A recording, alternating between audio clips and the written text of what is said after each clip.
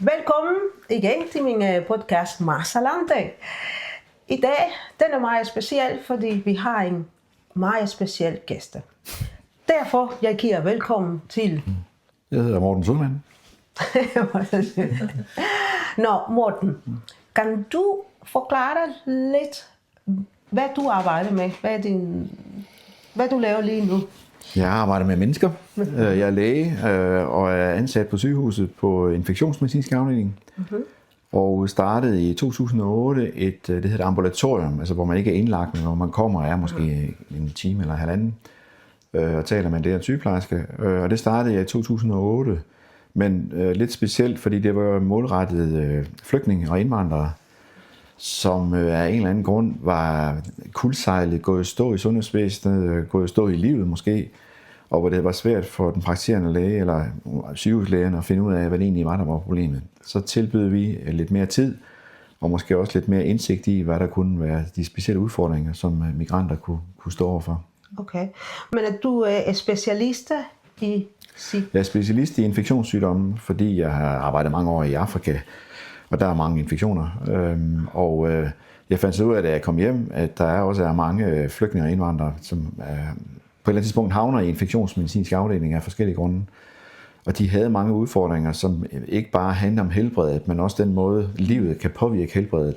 Og det synes jeg var vældig interessant. Og nu har jeg så arbejdet en del år i Vestafrika med interview omkring, hvad der sker, når børn dør af relativt banale infektioner. Hvordan kan det være? Så jeg vidste en del om de udfordringer, der kan være for mennesker, som måske ikke har gået så meget i skole, og hvor der er knappe ressourcer og ikke så mange læger. Ja. Okay. Hvordan forstår begrebet etnisk smerte ud fra det kliniske og sociale perspektiv? Altså, det var ikke noget, jeg hørte om på lægestudiet, og det er ikke noget, der står i nogle af vores lærebøger. Det har stået i nogle lærebøger til sygeplejersker engang, men jeg tror nok, det er blevet fjernet nu. Og problemet er jo, at det findes ikke. Det er jo noget, man siger. Og jeg har fundet ud af senere, at der er mange, der ligesom sætter etnisk foran noget, og så forklarer det. Jeg har også hørt nogen sige etnisk 112, altså når man ringer en etnisk 112, så det er bare sådan set etnisk. Nå, så er det... Og man kan også sætte kultur foran, ikke? Man kan sætte religion foran, man kan lave alle mulige krumspring for, hvis man ikke forstår det, og det er en med brune øjne og en accent, så er det noget kulturetnisk noget, og det kan man ikke gøre noget ved, og det betyder nok ikke noget. Og hvorfor tror du, det ikke gør det? Hvad er det, der gør, at det ikke betyder Det er sådan, noget? mine kolleger tænker det, Ja. at det er, jeg tror, det der er sådan den fælles effekt af det er, at man tænker, nå, så behøves vi ikke at tale mere om det, eller gøre mere ved det. Så det er også sådan en måde, jeg forstår godt ikke smerten, men det er ikke noget, der kommer os ved. Altså som fagpersoner behøves vi ikke at gøre mere ved det. Det er bare sådan et kulturelt udtryk. Og det ved jeg også, politiet kan også bruge det nogle gange, når de afleverer en psykiatrisk patient på skadestuen, på psykiatrisk skadestue, og sige, at det ligner en etnisk reaktion, har jeg hørt dem sige. Ikke? Så det er ikke kun i sundhedsvæsenet, det er også sådan generelt, det er sådan noget den stil der, ikke? Og så snakker vi ikke mere om det, og det er ikke noget, der ligesom kræver nogen sådan større indsigt eller faglighed, eller du kan slappe af, ikke? Hvordan lader man så gøre ting for mennesker? Eller Det er jo det, der er problemet ved det, ikke? Som vi jo så også har vist. Vi prøvede så i flere omgange ligesom at gennemgå alle de patienter, der blev henvist til os, og vi kan jo se, at der var rigtig, rigtig mange af dem, hvor de var blevet placeret på den der etniske hylde, med ting, som faktisk betød noget. Ikke? Og det kan jo være gigtsygdomme, det kan være hjertesygdomme, det kan være kræft, men ofte var det også koblet til psykiske problemstillinger, som stammer fra nogle ting, de oplevede i hjemlandet, som gjorde dem særligt bange, særligt på vagt, at de har svært ved at koncentrere sig, og måske oplevede, sådan, at kroppen lavede meget larm. Og så kan der jo være nogle forhold omkring, hvordan altså smertens betydning kan være meget forskellige i forskellige samfund, og hvad der forventes af en som patient, når man har ondt, er også meget forskelligt. Det betyder ikke, at smerten er forskellig. Det betyder bare, at den sociale betydning er forskellig. Ja. Og når man forstår det, så forstår man også, hvorfor de gør, som de gør. Men hvis man ikke gør, så bliver det etnisk. Ikke? Ja. Men hvis man forstår det, så er det jo en patienthistorie. Okay. Og en patientfortælling, en livshistorie om ting, man har oplevet med det her. Og det er jo ikke sådan, man bliver ikke født med en smerteoplevelse. Og ord, det er jo noget, man lærer Man lærer jo at hvad skal man sige, forbinde en kniv med smerterne, men først når man har prøvet at skære sig på den, ikke? Ja, så ved man først. Elektrisk hegn ude på landet, hvis man er vokset op på landet, så ved man ved det ikke, før man har rørt ved det. Nej. Det er sådan en smerte, ikke? Ja. Glasgård og gå på glasgård, så der er sådan nogle ting, som er stoflige, men som man skal lære i løbet af livet. Men det kommer ind på, hvor man vokser op henne, hvad det er, man forbinder med det, ikke? Og hvordan man beskriver det. Altså jeg tænker sådan, hvor kommer din interesse, altså det der med at have fokus på etnisk dansk, altså noget, der ikke er dansk, ikke? Altså er det fordi, du har arbejdet i Afrika og har set nogle ting der, eller hvor kommer det fokus fra? Fordi det er jo ikke mange af jer, der gør det. Nej. Og som du selv siger, det der med lægebøgerne, der er jo ikke, der står ikke nogen steder. Nej, jeg kommer fra Horsens. Der var ikke nogen brune mennesker i Horsens, da jeg voksede op der. Der var måske en, men han kendte jeg ikke vel. Nej. Så det er jo ikke på den måde. Nej, det kommer jo fra så mange år i Vestafrika med forskning. Og det var sådan meget, som man siger, tæt på befolkningen forskning, hvor man gik fra dør til dør, fra hus til hus, interviewede mennesker om deres liv. Og især så de tragiske situationer, hvor de havde mistet et barn, ikke? Hvor det var, man skulle have ro til at skabe en god relation, og det var legitimt og ordentligt at spørge om noget, der var så privat og forfærdeligt. Ja. Så det var også noget med, ligesom, hvordan kommer man ind i det rum der. Men det, der altid ligesom blev interessant ved det, var jo, at det er jo mennesker, der har forældre, der havde kæmpet for at komme ind og få noget kontakt med nogle læger, ikke? Men det kunne koste penge, eller sygeplejersken skulle også have penge, og sekretæren skulle have penge, og det jo færre penge man havde, jo sværere var det at komme ind i det rum, altså de sociale vilkår i forhold til, hvor lang tid det gik, før man fik fat i nogen, der kunne tage sig af det, gjorde jo, at mange af dem døde på grund af det, ikke? Men det var hele tiden at koble det til nogle sociale vilkår og nogle forståelser. De havde mistet et barn på samme måde, så de var måske mere opmærksomme, og var også klar over, at det kunne være svært, at man skulle spare penge sammen til at føde et barn, for eksempel, fordi det var også dyrt. Så den der, altså fattige mennesker, sådan virkelig, virkelig hårde livsvilkår, og hvordan de påvirker ens adfærd, at de bliver overfuset og kaldt, ikke etnisk, men med bekaldt ting, fordi at de måske kommer fra en etnisk gruppe, som man anså for at være mindre uddannet, ikke? Og det er altid, I kommer altid for sent, var et af argumenterne. Det var det, jeg undersøgte nemlig. Er det rigtigt? Det var det ikke, nej. Fordi 90% af dem havde været ved læge inden for de sidste 24 timer, før barnet døde, ikke?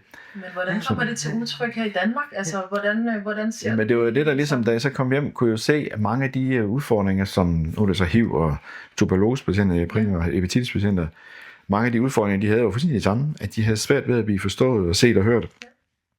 De havde svært ved at overbevise lægen om, at der også var noget andet, som kunne påvirke dem. Og hvad kunne det andet være, for eksempel? Altså nu, hvor du har arbejdet med det i mange år. Jamen, problemet var måske i virkeligheden, at de var nødt til at italesætte for lægen, at der er andre årsager til de symptomer, jeg har, ikke? At de blev for meget hurtigt placeret på kulturhylden, eller du mangler D-vitamin. Det kan man altid sige, fordi det er sikkert rigtigt. Det jeg har hørt men når dagen er om, så forklarer det ikke ret meget, og der er ikke ret mange af dem, der så får D-vitamin, som får det bedre af det. Altså det er ikke nogen, men det er sådan, så kan man parkere etnicitet i en D-vitaminpille. Okay. Og jeg kan huske ham der stand-upperen, hvad nu han hedder, Mørke Melvin. Ja. Han lavede et interview, hvor han lidt morsomt beskrev det der med, at han gik til læge hele tiden og havde ondt i hovedet, ikke? Ja. Og så sagde lægen, at det er D-vitamin mangel. Så han, nej, det er ikke det. Nej. Han viser, at han har en hjernetumor, han har fortalt om det, så det er jo åbent jo ikke. Men det er sådan et meget godt eksempel på, at selv nogen, der taler oceansk, og har ordet i sin mund, ikke? Altså, at de, altså hudfarver, accent og forventninger kan være forskellige, og gøre, at almindelige symptomer bliver anderledes. På den anden side kan man også sige, at jeg har også oplevet, at for eksempel gravide, som måske har født nogle gange i deres hjemland, så kommer til Danmark, familiesammenført eller som flygtninge, og skal have det 3. og 4. barn her, at de kan have en forventning om, at væren er anderledes. Ikke? Fordi alt er mærkeligt. Så bliver kroppen for dem er kroppen. Altså de kan få en fornemmelse af, at alt er mærkeligt. At luften er dårlig, altså det er tåget og grimt, vejret er grimt det meste af året. Og så er luften dårlig, og så bliver med en vejr måske også dårlig, og mit barn kan blive, altså. Så man kan også få alle mulige sådan, hvad skal man sige, minoritetsindtryk, som gør, at ens kropsopfattelse faktisk ændrer sig på den måde. Der har været mange kritik i forhold med ord etnisk. Altså, var det rigtigt? der er problemet med etnisk smerte er, at man er nødt til at tale om det, for ikke at tale om det. Ikke? Ja. Altså, man er nødt til at forklare. Ja. Og så har man allerede sagt det, at det ikke findes. Så der er mange, der tror, at fordi det bliver omtalt hele tiden, så er det noget. Det står nok et eller andet sted i Sundhedsstyrelsens liste over diagnoser, eller hvis det står i en eller anden lærebog, fordi når så mange siger det, så må det jo være, fordi det faktisk findes. Og det er jo noget, der ligesom bekræfter en fordom om, at... og det er faktisk nogle gamle undersøgelser fra Amerika. Dengang Amerika var meget raceopdelt. Der var man meget interesseret i det der med, om der var nogle særlige smerter, der var tilknyttet til bestemte etniske grupper. Ikke? Ja. Og der kunne man sådan definere, men det var jo sådan en social diagnose, men man kunne definere det, man kaldte jødisk smerte, for dem var der mange af. Der var en italiensk smerte, der var en irsk smerte, men så havde de også en The Original American smerte. Okay. Og der tænkte jeg, er det nu de oprindelige folk, eller hvad snakker de om? Nej, det var bare de første migranter, der kom derover. De definerede, hvad der var den rigtige smerte. Okay. Jeg har en spørgsmål. Kan migration oplevelse, som er flyttet til et nyt land, sætter sig i kroppen som smerte? Og så er vi jo over i det der med, hvad man... Det er jo noget, vi taler rigtig meget om. Når du siger smerte, hvad mener du så? Altså, det er dig, der siger det. Det er din oplevelse, at vi skal have, hvad skal man sige, tale op på bordet. Ikke? Så det bliver jo en samtale om, når du siger smerte, hvad mener du så med det? Ikke? Altså, hvad er det, der har sat sig i kroppen i virkeligheden? Og der er det jo, for mange mennesker er det altså på dansk er smerte et meget sådan entydigt begreb. Og jeg ved, at nu har vi rigtig mange samtaler med tolken om, altså sådan de dybere, hvad skal man sige, lag i en tolkning, fordi der er mange ting, man simpelthen ikke kan oversætte en til en. Altså der er ikke nogen, så det er noget, der er noget fortolkning, der er noget arbejde med, ligesom at få det alignet ind der, ikke? Og der ved vi, at tolkene meget ofte siger, at dansk er et meget, meget kedeligt sprog. Det er meget simpelt. Der er kun et hjerte, for eksempel. Ikke? Altså, der er et hjerte, men på mange sprog er der mange hjerter, afhængig af, om det er en kærlighedshjerte, eller et fysisk hjerte, eller et andet. Altså, en følelseshjerte. Ikke? Så det har forskellige... Ligesom, på dansk er det meget sådan konteksten, der afgør, hvad det er for et hjerte, man snakker om. Og det kræver en dyb indsigt at forstå det. Men sproget er ikke nuanceret. Nej. Så derfor bliver det... Når andre siger smerte, så hører jeg smerte. Jeg hører ikke... Der er nogle voldsomme oplevelser, som, og det kan, mange patienter kan beskrive som, det er ligesom, at der er nogen, der har skåret i mit hjerte med en sløv kniv, for eksempel. Ikke? Det er jo sådan en meget arabisk måde at udtrykke, at det er jo ikke bare, fordi det gør ondt, det er også nogle ar, ikke? Altså det er nogle ar, der men nogen har engang gjort noget grimt, som jeg oplevede, og det satte sig. Andre siger, at livet sætter sig i knoglerne, og så gør det ondt, ikke? Ja. Men det er ikke fordi, at det gør ondt på den måde, jeg opfatter det. Så det er en samtale om, når du siger, hvad mener du så? Bring mig ind i det. Og det er derfor, at vi meget tidligt begyndte med, du kan lige så godt fortælle mig din livshistorie. Ser du forskel i, hvordan patienter med forskellige kulturer udtrykker deres smerter? Ikke? Altså nu sagde du, at dansk, det var, altså, det er jo meget sådan... Jeg ved ikke, om jeg vil sige, altså sådan, hvordan kan jeg udtrykke for det under, men sådan meget, altså jeg har ondt her og der. Og for andre er det jo meget med store bevægelser og flere udtryk, fordi de måske har oplevet flere ting. Ikke? Det er jo tit, hvad skal man sige, der er jo det fysiske og det psykiske traditionelt, man tænker, men det bliver mere og mere klart for mig, at de to ting er vævet sådan her sammen igennem livet, ikke? Og det nogle gange kan det være lidt svært selv for dem, der har oplevet at finde ud af, hvad det egentlig er. Og det her samtalen er god, fordi den kan måske, især livshistorien er god til ligesom at skille ting lidt fra hinanden og sige, der var noget fysisk der, hvor du faktisk fik bank, eller voldtaget, eller slå, altså et eller andet, ikke? Eller så tur, eller så noget, ikke? Og det herovre, det var noget, du oplevede op i hovedet, men der var ikke nogen fysisk. Så man kan, nogle af tingene kan man sådan skille af den der samtale. Så vi var meget til på at hjælpe dem til at, med deres egen livshistorie, og forstå, hvilke kroge man skal hænge hvad på, hvad der måske i virkeligheden betyder noget, og hvad der måske er kommet til at betyde mere, end man troede, men som måske skal skrues ned. Så det er sådan nogle knapper, man kan skrue op og ned og flytte rundt på. Det kræver rigtig meget tid. Og det kræver nogle, tid til dialogen og sætte sig ind i, hvad er det, der I gerne vil give udtryk. Jeg synes, der er noget sjovt, at nogle gange, når jeg går til læge eller noget, der er nogle spørgsmål, jeg stiller mig fra 1 til 10. hvordan er din smerte? Ja. Og jeg altid sagde, hvordan kan jeg finde ud af, hvad nummer 4 er nummer 7? Ja, præcis. Ja. Fordi vi er i forskellen. Ja. Det er rigtigt. Og det er jo sådan en, den skala er lavet mennesker, der har gået mange år i skole, ikke? Hvor de synes, det skulle være simpelt, ikke? Ja. Og så laver man sådan en tal, men der er også nogen, der har lavet en smiley-skala, ikke? Og jeg har ikke mødt en patient endnu med smerter, som synes, at smileys har noget med smerter at gøre. Altså det er sådan helt, det giver ikke mening, og tal gør heller ikke. Men det sjove var så, at mange af patienterne sagde, 10, det er ikke ret meget.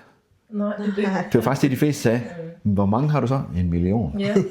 Men fint, altså man skal jo have en målestok, som passer dig. Du har 1 million smerter, det er fint med mig. Hvis den her pille virker, eller den her samtale virker, kan vi så blive enige om, at så skal vi ned omkring 500.000, eller 100.000, eller vi kan også sige 100, altså det er fuldstændig ligegyldigt, ikke? At man ligesom tager udgangspunkt i, fordi det der med smile, det sagde det også, hvad er det for noget? Det er noget og de bliver sådan irriteret, ikke? Altså, man får dem ikke ind i samtalen med det der, vel? Det gør man med, hvor mange smerter har du? Og rigtig mange. Ja.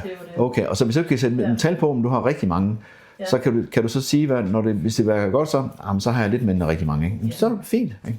Men er der kommet lidt mere fokus på, altså på lægestudiet om at uddanne folk i at forstå sådan folk med en anden form, altså en anden baggrund?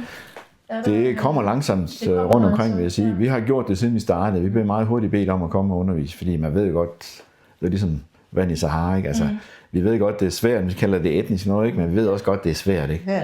Så vi er meget hurtigt kastet ind i forskellige steder på studiet.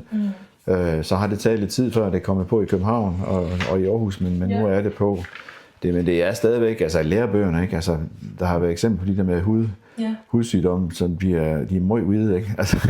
Jeg har en spørgsmål, som hænger sammen med min podcast om kvinder, som mest kigger på min, selvom der er så mange mænd kigger på min podcast. Men oplever kvinder med etniske smerter anderledes end mænd? Eller der er flest af kvinder end mænd? Det er et godt spørgsmål. Yeah.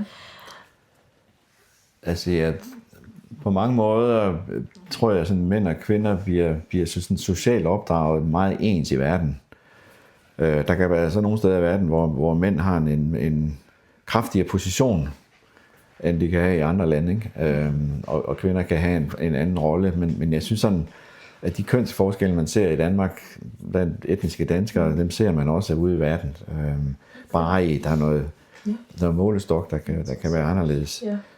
Men jeg tænker jo mere i misforståelserne om det. Vi havde faktisk et rigtig, rigtig godt møde i Vollsmose med en lang række kvinder, der kom, og så havde vi tolkemøde med, hvor de havde bedt om at høre noget om det der overgangsalder. Nu, de kunne høre det var moderne i Danmark. Hvad er det for noget? Og vi fandt så ud af, at det hed mange forskellige ting i forskellige etniske grupper, hvor nogen tænkte, det var ligesom en ny fase i livet, og for andre nu er livet slut. Ikke? Altså, så den samme problemstilling kunne ligesom både betyde, at børn flytter hjemmefra, og nu er jeg en fri kvinde. Ikke? Og i andre tænkte, nu kan jeg ikke få flere børn. Så der er sådan nogle sociale problemstillinger omkring betydninger af det, ikke, som kan være meget forskellige. Men de var vildt interesserede i, hvad kan man gøre for at ligesom afbøde nogle af de effekter, der er af det. Og det er jo blandt andet at få gået en tur mindst en gang om dagen, og måske også tænke på, hvad man spiser, ikke? Så man ikke tager så meget på i vægt. Og sådan.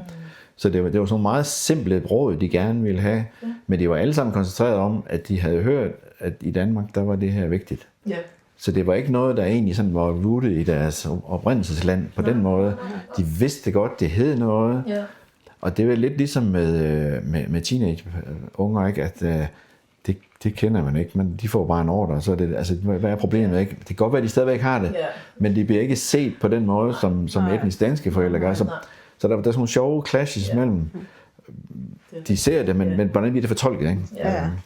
Men jeg synes, vi har nogle smertehold, som er meget interessante, hvor vi af forskellige grunde har dem kønsopdelt, fordi de er meget følsomme, de der samtaler, hvor man sidder i en kreds og skal tale om, og lade være med at tale om krig, men tale om de smerter, man har, og hvordan man lever med dem, håndterer dem og lærer hinanden. Ikke? Ja. Og der er kvinderne med det samme på, og pingpong, og styre dem, der larmer for meget, ikke? Og dem, der ikke siger noget, de er sindssygt gode til det der gruppe noget, ikke? Hvor mændene, de sidder 3 gange og kigger på hinanden og brummer lidt og skal sparke skinnebener, eller hvad, altså sparke dæk, som vi siger. Ikke? Kvinderne kan godt tale smerten op, men også ned igen, når de sidder der og kan bruge hinanden bagefter og bliver veninder og ringer rundt. Det er meget sådan et orkester, man kan skrue op og ned for. Vi har nu koblet det sådan, så nu vi både har en fysioterapeut og en psykoterapeut, fordi, altså, som sagt, det er noget rod. Hvis ikke man har begge. Fordi nogen kan bedst lide, at det er meget fysisk. De lytter til det der med det psykiske. De hører det, men de vil helst tale om det som fysisk. Og der, hvis man er 2, så kan man også bedre orkestrere informationerne, sådan så dem, der er til det fysiske, de får noget, men de hører også efter på hende, der sidder og siger noget om det psykiske. Ikke? Og dem derovre, der helst ikke vil have, der noget fysisk, men de får så. Så vi er ved at øve os i, sådan, hvordan man formidler sådan noget på en god måde, så alle får noget med. Men altså, hvad er det vigtigste, som hvad kan man sige, som samfund og sundhedsprofessionelle på at forstå om de her smerter? Hvordan kan vi støtte hinanden, når de ikke er inde hos dig, eller de ikke bliver henvist til dig? Hvordan kan man på hjertemedicinsk afdeling for eksempel forholde sig til? Jeg tror, at man for det første, så skal vi jo i gang med at høre nogen sige etnisk smerte, og sige, hvad mener du egentlig med det? Altså, det findes jo ikke. Altså, sådan, man udfordrer det der. Fordi det skal ud i rummet. Vi taler om det her, fordi det skal ud i rummet. Fordi man skal erstatte det med, det er jo at forstå dens betydning, den smertes betydning, og hvad du mener med smerte. Fordi på dansk, der er vi dumme, vi har kun et ord for smerte, ikke? Og ude i verden, der er der altså rigtig mange begreber for det, og det kan have rigtig mange betydninger, og tit så kommer der nogle forklaringer ud af det, som man faktisk kan lære noget af, men også bruge til noget i, hvad skal man sige, at hjælpe dem med at leve med den smerte, som de nu oplever, ikke? Så det er, jeg mener, det er en smerte af en samtale, ikke? Og det er ikke mig, der har en skala, der skal testes af. Det er dig, der har en skala inde i hovedet, og du har en livshistorie inde i hovedet, som den skala skal fortolkes ud fra, ikke? Og det er dig, der skal fortælle mig, hvad det betyder det her. Og så kan jeg hjælpe dig. Om det så er Panodil, eller en samtale, eller noget fysioterapi, det finder vi ud af sammen, eller en kombination af det, ikke? Men det primære er, at man er nødt til at snakke om det. Man kan ikke bare forstå smerte som etnisk eller ikke etnisk. Og så synes jeg også, man skal udfordre det på det, altså alle har en etnicitet, ikke? Altså man er faktisk grunden til at man opfandt den her skala der, er jo fordi, at vi har svært ved at forstå hinanden, ikke? Altså jeg kommer fra Aarhus, og jeg kunne ikke, den humor man har på Fyn, den var ikke god. Det clashede, ikke? Så vi er alle sammen på en måde også mikroetniske, ikke? Og kan have forskellige liv med smerte, ikke? Så skalaen er jo fair nok på den måde, at i hvert fald på en eller anden måde forsøger at tvinge dig til at forholde dig til, om det er ingenting eller meget, eller hvor er du hen, ikke? Og der er en antropolog, der har arbejdet med smerter i forskellige europæiske lande, og hun mødte en italiensk smertelæge, som sagde, hvor var det godt, at de opfandt den skala der. Fordi nogle gange så kommer der jo skandinaver til Italien eller Spanien og med ondt. Ja, det er også en helt anden måde. Og jeg kan ikke forstå, hvad de siger, for de siger ikke noget. Der er ikke noget lyd på. Hvis det er italiener, så kan jeg jo høre, hvor... Så vi har altså etnisk danske smerter er forfærdeligt, fordi man siger ikke noget. Det er ubrugeligt. Men jeg har... Altså jeg vil bare sige det, at danske sundhedssystemer, de har udviklet sig så meget for 30 år siden, da jeg kom til Danmark. Som der har, for den første, denne gang, du kunne få en psykolog med sammen. I dag den er umulig at få en psykolog. Socialrådgiver. Men på en måde, de har udviklet sig i forhold med udlænding, indvandrere, mere forståelse end var før. Men hvis du kunne ændre en ting i sundhedssystemer i forhold til etnisk smerte, hvad det skulle være? Og nu må du drømme, og nu må du bare kunne alt. Altså det der har været guld værd for os, har været dygtige tolke, som vi har løbende kontakt med, og ligesom udvikler samtaleformer med. Altså de er de eneste kloge mennesker i rummet. De er de eneste, der kan forstå, hvad begge parter siger. Jeg kan ikke forstå det hele, patienten kan ikke forstå det hele, tolken kan forstå det hele. Og er den, der kan hjælpe os til at få det her. Så for det første afskaffe tolkegebyret, og jeg er nødt til at sige igen, afskaffe tolkegebyret, og så sikre nogle offentligt uddannede tolke, som er udvalgt, fordi de kan begge sprog, ikke kun det ene. Mange tolke kan tale københavnsk, men er ikke ret gode til deres, fordi de har lært det i Danmark. arabisk for eksempel. Det ved vi. Der er rigtig mange af de arabiske. De har lært det i Danmark, så det er et simpelt arabisk. Og det rækker overhovedet ikke til de her samtaler. Ikke? Så det skal være tolke, der kan begge sprog på én gang. Og så nogen, der er ansat som en del af sundhedsvæsenet. Ikke? Og det samme i retsvæsenet. De har lidt det samme problem, at de ikke kan få ordentligt tolke, som så er faguddannet og kan det og forstår, hvad det er, vi siger, og forstår, hvad patienter har brug for. Ikke? Og kan også være sådan kulturelle maler oveni at være tolke. Det har vi fået etableret her i Region Syddanmark, og det tror jeg er vores fortjeneste, fordi vi har haft nogle gode cases, hvor det gik rigtig galt. Så tænkte jeg, det går ikke det her. Så de har taget det hjem, og det er, de er ansat på sygehuset, og de bliver trænet, uddannet og superviseret af blandt andet også, men også andre. Ikke? Jeg synes, det har været meget spændende. Du har ramt nogle punkt, som jeg selv bliver kendt med nogle punkter, som du har sagt. Oplevelser, som jeg har haft i dem og i sundhedssystemet. Nu alle mine følger, det kan sikkert stille mange spørgsmål. Jeg skal nok sætte alle spørgsmål link om Morten. Jeg skal, hvor mange bøger han har udgivet, videoer og det hele. Jeg skal lære det hele. Tusind tak for din tid. Det har været en kamp, fordi vi er fra København, og det er fra Odense, vi skriver frem og tilbage, og vi er travlt. Og jeg siger, okay, han kan. Tak. Så tusind tak for invitationen. For forklaring. Og jeg skal bare sige, kvinder og mænd, jeg skal følge. Der kommer mange spændende podcasts i sommer på dansk og på spansk. Vi ses.